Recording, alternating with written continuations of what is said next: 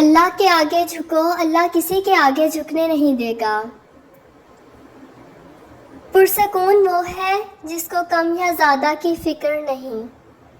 تنکے کو بھی حقیر نہ سمجھو ورنہ وہ تمہاری آنکھ میں پڑ جائے گا۔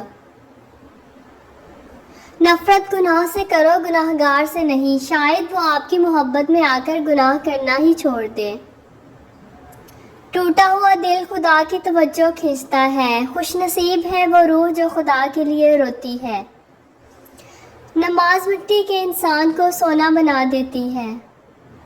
شکر ادا کرنے کی وجہ نہیں ڈھونڈنی چاہیے بلکہ عادت ڈالنی چاہیے، کیونکہ شکر گزار بندوں سے اللہ رب العزت بڑی محبت کرتا ہے۔ جب تم بڑوں کی مجلس میں بیٹھو تو ان سے کچھ سیکھو، اور جب چھوٹوں کی مجلس میں بیٹھو تو ان کو کچھ سکھاؤ۔ اگر دیر کا مطلب انکار ہوتا تو اللہ 40 سال بعد حضرت یعقوب علیہ السلام کو حضرت یوسف علیہ السلام سے نہ ملواتا۔ رشتہ کوئی بھی ہو خوبیوں اور خامیوں سمیت برداشت کر کے نبھایا جاتا ہے۔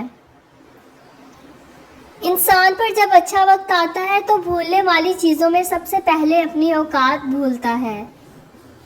لوگوں پر 3 احسان کرو، نفع نہیں دے سکتے تو نقصان نہ دو، خوش نہیں کر سکتے تو رنجیدہ نہ کرو، تعریف نہیں کر سکتے تو برائی بھی نہ کرو۔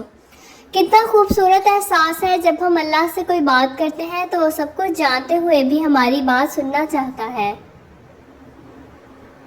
نیک لوگوں کی قربت سے ہمیشہ فائدہ حاصل ہوتا ہے۔ موت کو یاد رکھنا نفس کی تمام بیماریوں کا علاج ہے۔